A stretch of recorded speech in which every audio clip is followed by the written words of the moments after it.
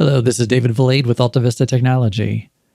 After many requests, and at long last, I thought I would take a little bit of an overview of Sage Intacct CRE, short for construction and real estate. This is the spiritual successor to Timberline, if you're familiar with Sage 300 iterations of managing your construction and real estate efforts. Doing a video on CRE is a bit of a challenge just because there's so many ways that you could use it. There's different types of construction that have different specialties. There's different people who use CRE, going from accounting to project managers to all sorts of people who can interact with it. And it's a challenge to give a nice, tight synopsis of that product. So I thought I would do an overview here. I can't cover everything, but I'd love to go deeper maybe in future videos just to talk more about this product. So as is my usual standard here, I like to start with the dashboard. I'm here in my general construction dashboard. Don't forget, within Sage Intacct, you can have any number of dashboards for any number of users or different roles within your organization. And these dashboards can go on and on and on, and they can be graphical, they can be interactive, they can be things that we can drill in on, all sorts of great, if you've seen anything about Sage Intacct, you've seen these as mainstays of the product. A quick note, I do like to point this out. Here on this dashboard, it's a little subtle here, but I do have these little filters. These are always something that you can do in Sage Intacct, but it's particularly useful here in CRE. I can look at this dashboard and I can see that I've backdated this. I put this as a date in the past. In real life, I would not do that. In real life, this would be real time, and I would see everything as of the moment. And I might even take that filter off the dashboard entirely, just so we always have it real time. But because I'm using a demo environment, I do like keeping that here so I can show more information. But you can imagine all the other types of filters that we can have for different dimensions. I have here locations, for example, so I can filter the contents of this dashboard by different locations I might have or groups of locations. I can even filter this by job. So I'm not going to do that here. I have all these as an overview, so I can see all my information. But these are all clickable. So let's say I'm an accountant and I'm sitting here at my dashboard and I see, oh, that's interesting. I can see my project overview and I can see, in this case, all projects. This could go on and on and on. This could be a subset. But for my all projects in this nice little concise environment, I can see all the different projects that I have active, and I can see these great columns here showing me my contract amount, the estimate, gross profit rather, my commitments, and on and on. And some of these are calculations, some of these fields are calculations as far as percentages and whatnot, but I can see lots of good things that are clickable. Like one thing that's interesting to me here is if I look at this project for my Fullerton warehouse in San Antonio, I have a lot of commitments. Commitments are automated here in Sage Intacct. Again, those are the types of things where perhaps I have committed to pay for something, but I don't yet have an invoice or I don't have inventory. So this is important to manage my budget. I want to make sure that I'm tracking those commitments, even though I haven't had any cash outlay yet. Let's take a look at that though. This is, as you can see, drillable. So I'm going to click that option. And that opens up another window, which I'll drag onto the screen here. All right. And I can see, here's my cost of goods sales. And this is interesting here, right? So I can see all of these, what looks to be subcontractor expense that I have commitments for. I can see cost codes. I can see information about all of these. And I can see the dollar amount that ties to that first amount that I saw. This might tell me something interesting. If I'm doing my accounting, I might see something here that I either like or don't like. I can ask questions as I see fit. But let's suppose I want to keep going. So I can see here that I have this demolition cost, $125,000. Why don't I click in on that? And let's see a little bit more. Okay. Accountants in the room will love this. I can see a nice journal entry that shows everything about this. And I can click even further still to see, look at that. All of my purchasing subcontracts. And there's a lot going on here. If you take a look here, I can see all my vendor names. I can see the different document numbers. I can configure how these document numbers are laid out. And I can see the status. So some of these subcontract purchasing agreements have already been fully converted, meaning I've taken that purchase document and I've converted it fully, and that's set up as a payable and presumably paid. I can find out by clicking. Some of these are partially converted, meaning that there's more to come. There's something that I've done. I've done some of my payments perhaps, but not all. And as you can imagine, I can continue to click. So in this case, let's look at this A1 electric. I'll hit edit on that, and let's take a look at that one. Okay. So I can see here that this was a $30,000 subcontract, and it's been partially converted. I could see information about that. I could drill in to see shipping date, scope, whether it's bonded, any kind of information there. But this is really great right here. I can see that this is electrical work. I can see the location, the job, the cost code, and so on. And it looks like I've converted 70% of this so far, with more to come. A lot more I could do on this. I don't know. It doesn't look like I have any attachments. There could have been many attachments, perhaps. There's a little collaborate option here, so I can ask questions to other people in the organization here through Sage Intacct to say, what is this? And I can have questions, put files or whatever, and communicate about any given document. Pretty great. Also, I love that there's a history tab here. So as I can see that this was a $30,000 subcontractor document, if I wanted to see, okay, yeah, sure, I've paid 70% of it, or I've converted 70% of it, what happened? If I hit this history, you could see, oh, quite a bit has happened, actually. I can see on the 19th, this subcontractor document was created, and then I can see 3 subsequent documents that came out of that initial. These are all vendor invoices. So I can see 11, 19, and 36. This numbering is configurable. And I can see all the ins and outs, all from that one thing. And these are all clickable. So if I wanted to see that one particular invoice, I can see that that's a $9,000 document. Have we paid it yet? Let me see. Nope, we haven't paid it yet. Still open on the books. That's good to know. And I can scroll down and see more information about that transaction. Pretty great.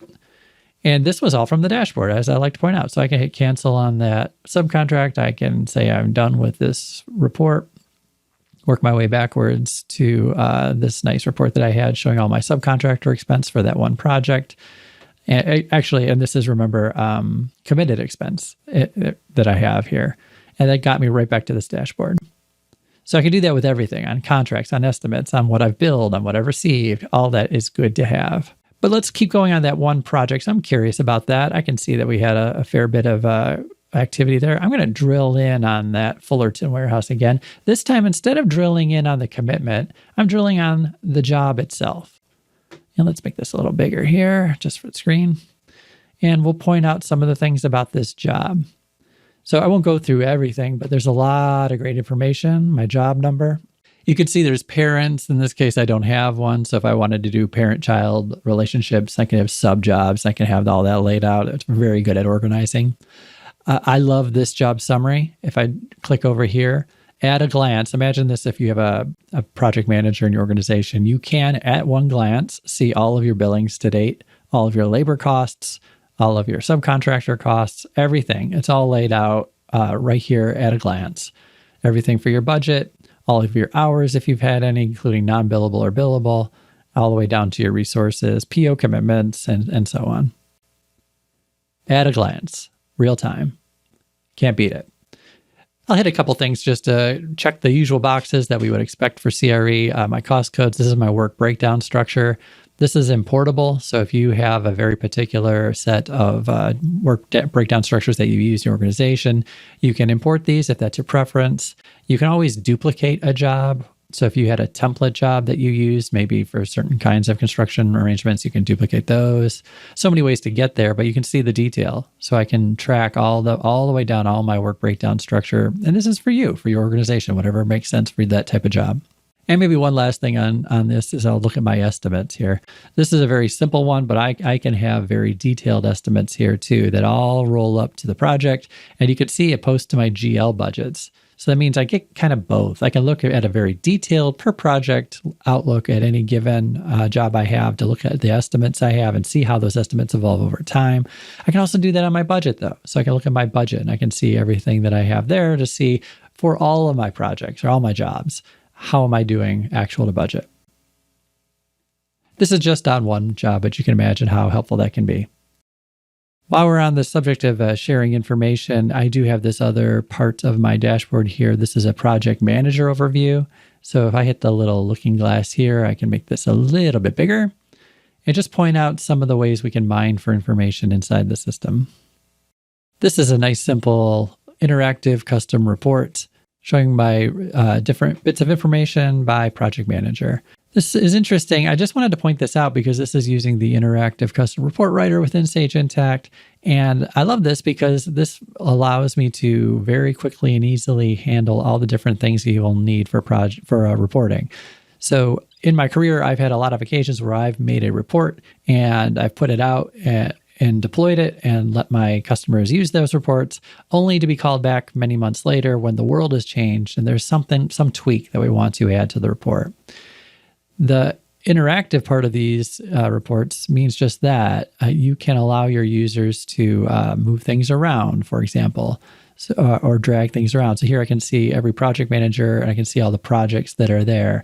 What if I just wanted to sort by what's over or under budget? I can do that and I can see the information there.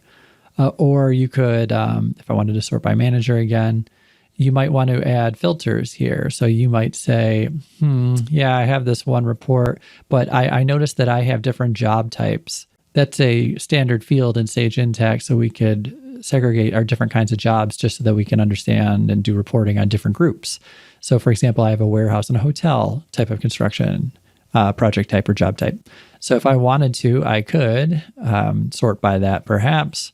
I can also grab these handles here. So in this example here, project type, I can drag this either up to let's say a section. So I drag it up one click. And now all my data has been summarized by all my hotels and then all my warehouses. So if I did that for the project type, I'll drag that back maybe down here, put it back more or less the way I found it. Maybe you wanted to have subtotals by customer or subtotals by project or subtotals by any of these fields or by the status, which projects are open or closed. You can drag these things around. A second ago, I dragged a field up to the section area. So that allowed me to have more or less a grouping for each project manager or whatever I pick. There's also a way to drag that field up to the very top to basically make it a selector. So nice clean report here. And then I can on demand, toggle between, in this case, different project managers to see the data I have here.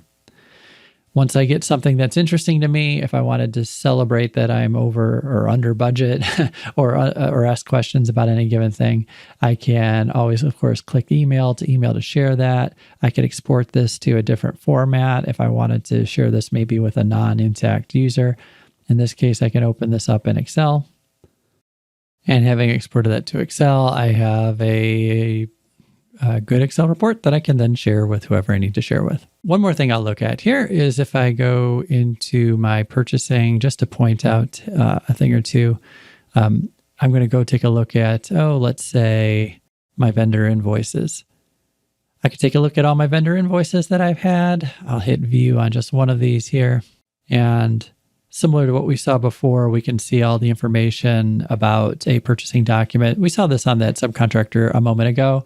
Accountants will love the posting details to see all the ebbs and flows. And I did want to point out here, of course, anything in construction is going to deal with retainage. And of course, that you would expect that is built in. And finally, one last thought that we'll just at least touch on.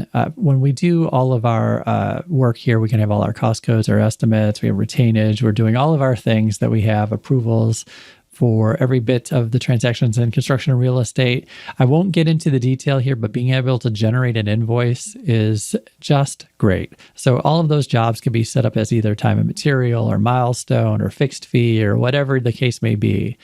And I won't show it here, but you can look at some of our other videos for project billing. They behave largely the same way. This is standard Intacct functionality that allows me to, if I want, at a click, generate all the invoices or to look deeper at those invoices before I do any kind of billing. But the point being here that this doesn't have to be hard. I can very easily review and then invoice all the different transactions that I have for as complicated of an environment as I can imagine. We could go on quite a bit more, but I just wanted to get a few ideas out there for construction and real estate for Sage Intacct. We do have a lot of articles up on our website at altavistatech.com. And if you have any questions about this product or anything about Sage Intacct in general, please feel free to drop us a line. Thanks.